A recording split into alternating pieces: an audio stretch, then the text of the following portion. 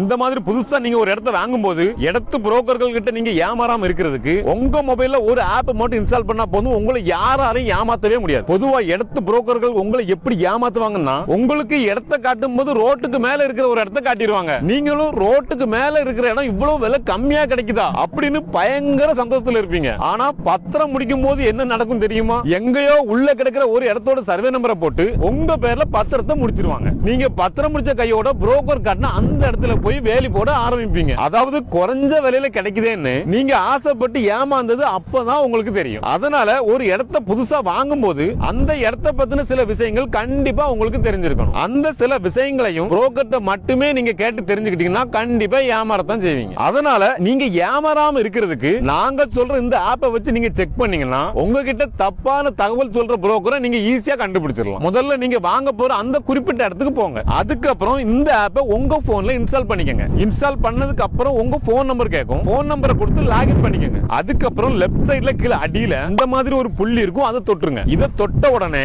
மேப்ல நீங்க நிக்கிற இடத்தை இந்த மாதிரி ப்ளூ கலர்ல காட்டும். அதுக்கப்புறம் அந்த மேப்லயே அந்த ப்ளூ கலர் இடத்தை நல்லா ஜூம் பண்ணிருங்க. அதுக்கப்புறம் நீங்க நிக்கிற ப்ளூ கலர் பாயிண்ட மேப்ல ஒரு தடவை தொட்டுருங்க. இப்போ ஒரு 30 செகண்ட் கழிச்சு இப்போ ஸ்கிரீன்ல தெரியற மாதிரி தனியா ஹைலைட் ஆகி காட்டும். அதுக்கப்புறம் கீழ இருக்கிற ஏ ரிஜிஸ்டர் அப்படிங்கறத தொடுங்க. தொட்ட உடனே இந்த மாதிரி பேஜ் ஒன்னு ஓபன் ஆகும். அதுல மேல இந்த இடத்துல பாத்தீங்கன்னா நீங்க நிக்கிற அந்த குறிப்பிட்ட இடம் எந்த மாவட்டம், எந்த தாலுகா, எந்த வருவாய் கிராமத்தை சார்ந்தது அப்படின்னு போட்டிருக்கும். அது மட்டும் இல்ல அந்த இடத்தோட சர்வே நம்பர் என்ன, சப் டிவிஷன் நம்பர் என்ன அப்படிங்கறதையும் போட்டிருக்கும். இப்போ உடனே கையில ஒரு பேப்பர் எடுத்து இது எல்லாத்தையும் எழுதிருங்க. அதுக்கப்புறம் அதுக்கு கீழே பாத்தீங்கன்னா அந்த இடத்தோட ஓனர் பேர் போட்டிருக்கும், அதையும் ஒரு பேப்பர்ல எழுதிக்கங்க. அதுக்கப்புறம் அப்படியே கீழே பாத்தீங்கன்னா எக்ஸ்டெண்ட் இன் இயர்ஸ் அப்படின்னு ஒரு ஆப்ஷன் இருக்கும். அதுக்கு நேரா என்ன போட்டிருக்குன்னு பாருங்க. இப்போ இந்த இடத்துக்கு பாத்தீங்கன்னா 10.5 போட்டிருக்குது. இந்த 10.5 2.47 பெருக்கிருங்க. இப்போ நமக்கு விட பாத்தீங்கன்னா 25.95 வந்திருக்குது. அதாவது இப்போ நம்ம பார்த்த சர்வே நம்பர்ல மொத்தம் 25.95 சென்ட் இருக்குன்னு அர்த்தம். அதனால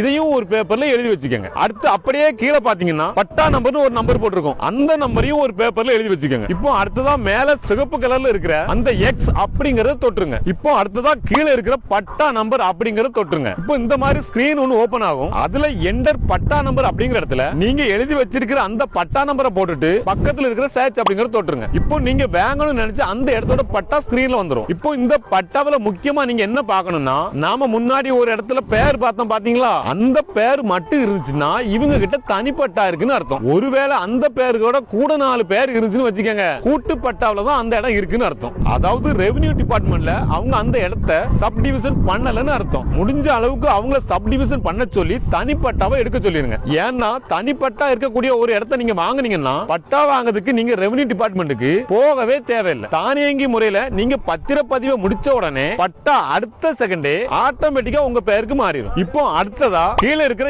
எஃப்எம்பி ஸ்கெட்ச் அப்படிங்கறத தொடுங்க. இப்போ நீங்க வாங்கக்கூடிய இடத்தோட எஃப்எம்பி வரைபடம் ஸ்கிரீன்ல காட்டிடும். இந்த வரைபடத்தில் இருக்கிற சில விஷயங்களையும் நீங்க பேப்பர்ல எழுதி வச்சுக்கணும். அது என்னன்னா உங்க இடத்தை சுத்தி 4 பக்கமும் என்னென்ன சர்வே நம்பர் இருக்கு அப்படிங்கறத ஒரு பேப்பர்ல எழுதணும். பேப்பர்ல எழுதும் போதே வடக்கு பக்கம் என்ன சர்வே நம்பர் இருக்கு, தெற்கு பக்கம் என்ன சர்வே நம்பர் இருக்கு, அதே மாதிரி மேல் பக்கம் என்ன சர்வே நம்பர் இருக்கு, கீழ் பக்கம் என்ன சர்வே நம்பர் இருக்கு அப்படிங்கறதையும் தெளிவா எழுதணும். அதே மாதிரி இந்த எஃப்எம்பி வரைபடத்தை பார்த்து இன்னொரு விஷயமும் கண்டிப்பா எழுதணும். அது என்னன்னா 4 பக்கமும் உங்களுக்கு அளவு எவ்வளவு இருக்கு அப்படிங்கறதையும் கண்டிப்பா எழுதிக்கங்க. இதுக்கப்புறம் நீங்க ஒரே ஒரு விஷயம் மட்டும் பண்ணா போதும், உங்களை எந்த புரோக்கராலையும் ஏமாத்தவே முடியாது. அது என்னன்னா, இப்போ நீங்க வாங்க போற இந்த இடத்தை எப்படி இந்த ஆப்பை பயன்படுத்தி பாத்தீங்களோ அதே மாதிரி உங்க இடத்தை சுத்தி 4 இடம் இருக்கு பாத்தீங்களா, அந்த 4 இடத்தோட ஓனர் பேர் என்ன அப்படிங்கறதையும் ஒரு பேப்பர்ல எழுதி வச்சுக்கோங்க. இந்த தகவல் எல்லாத்தையும் எடுத்ததுக்கு அப்புறம் இப்போ உங்களுக்கு இடத்த காரண அந்த புரோக்கர் கிட்ட போயிட்டு ஐயா பத்திர ஜெராக்ஸ் கொடுங்கன்னு கேளுங்க. இப்போ நீங்க இந்த ஆப்பை பார்த்து பேப்பர்ல எழுதி வச்சீங்க பாத்தீங்களா,